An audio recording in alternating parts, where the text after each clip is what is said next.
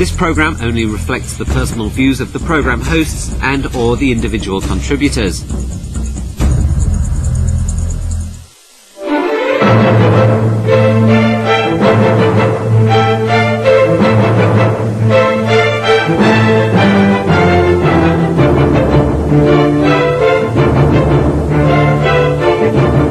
Good evening, this is Newsline. I am Michael Chugani. Tonight, can young people nowadays really become the next Li Ka-shing? As Chief Secretary Henry Tang says. With me are two young people, Shirry Heung and Ramon Yuen. Now, the both of you are very first-time guests on this show, and I specifically invited two of you to come because Henry Tang some days ago said that young people should not criticize property developers too much, and that instead they should have more initiative, and they should ask themselves, why can't I be the next Li Ka-shing? Now, I think many people will agree or disagree as to whether opportunities exist in today's Hong Kong for the next Li Ka-shing. Shirry Heung, I'll go to you first. You're with the Young Civics, which is the youth wing of the Civic Party, right? And the Civic Party obviously got well-known people like Audrey Yu and Alan Leung, who was here just a week ago. Now, can you become the next Li Ka-shing in today's society? Actually, the problem is I don't want to be Li Ka-shing in the society because making money is not my only dreams, and then I don't think I have to go all the way same as Li Ka-shing because I have my own dream because I'm doing law. And can you realize your dream in Hong Kong?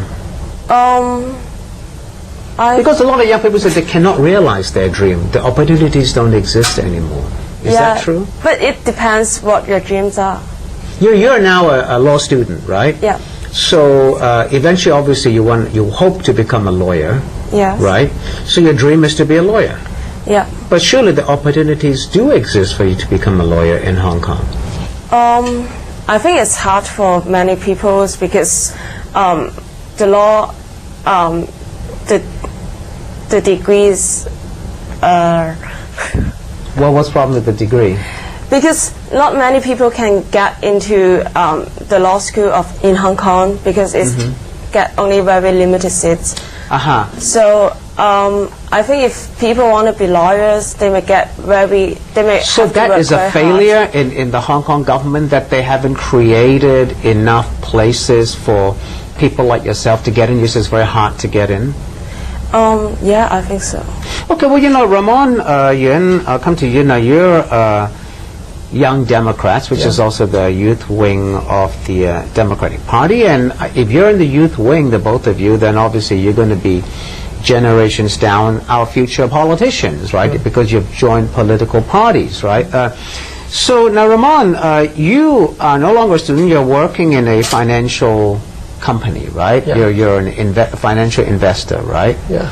Surely that is already an opportunity created for you, right? So what's your complaint? Actually, when you look at the billionaire list in Hong Kong this decade, every year, the top ranking are Li Ka-shing, Li Shaoqi, the Cross family. But when you look at the Sun Hung Kei family, the Sun Hung Kei family. But when you look at maybe say in China, every year they have the same, they have the different ranking among the. So what you're saying is in China, the opportunities exist for new people to become rich. In Hong Kong, that opportunity has gone. I think it just shows the social mobility. You cannot go up, and because the entry barrier is also very high for. Can you go up? You're working for a financial company now. The opportunities of course I can, are there. But if you say I can earn like Li Ka-shing, I think that's impossible. Well, Shirry said here she doesn't want to be like Li Ka-shing. That's fine, because maybe Henry Tang thought everybody here wants to make money and be rich like Li Ka-shing. But maybe the world, Hong Kong society has changed. and the younger generation like yourselves don't think that making money is the most important thing in society. But okay, you don't want to be Li Ka-shing, and others have told me that. But you clearly want to be a lawyer, and you have studied for that.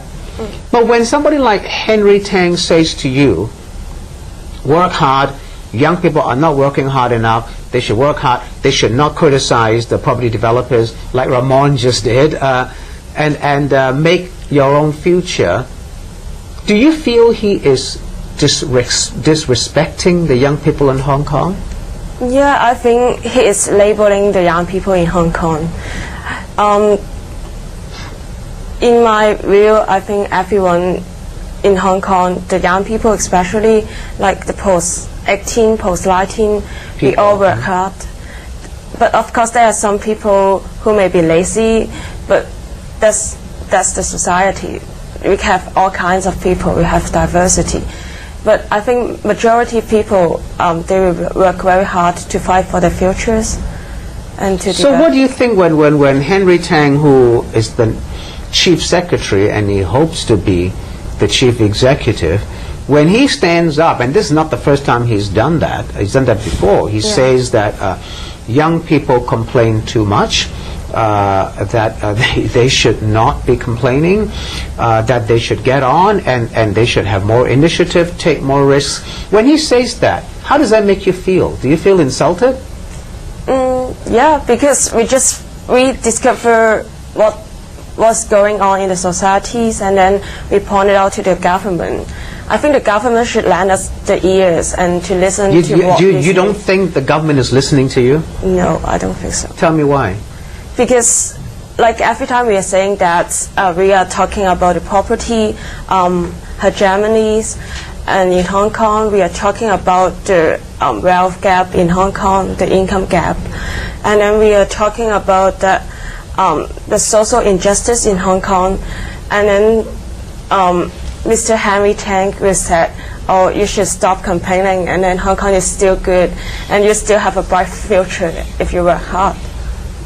Yeah, well, he said that. Let me come to Ramon here. Shirry mentioned the wealth gap, property, and social injustice in Hong Kong. I think a lot of people say that is a problem in Hong Kong. You just mentioned that every year, year in, year out, the richest people in Hong Kong are always the property developers. Yes. Li Ka-shing, the Henderson Land people, San Hong Kei people, and so on and so on.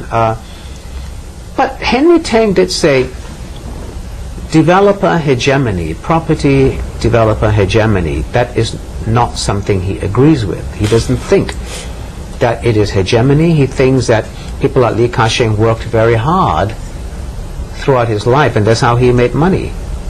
How do you see it differently? Why do you think that there is property hegemony? Can't you say that he worked very hard, so he deserves his money? The property hegemony is not created by those property developers only, but our government.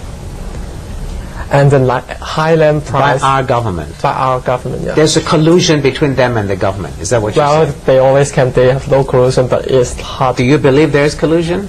I believe it. You do also? It's hard not to believe in it. Yeah. And the high land price actually creates a very high entry barrier in different industry.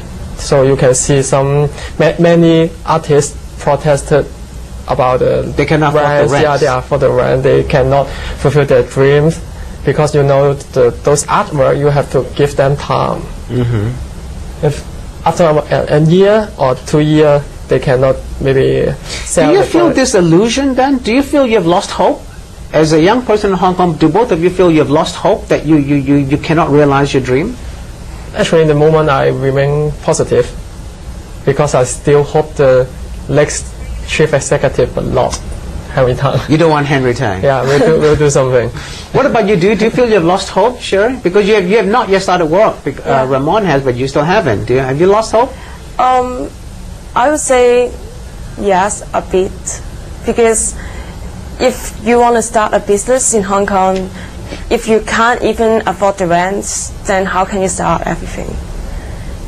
But surely that kind of problems young people face all over the world, not just in Hong Kong.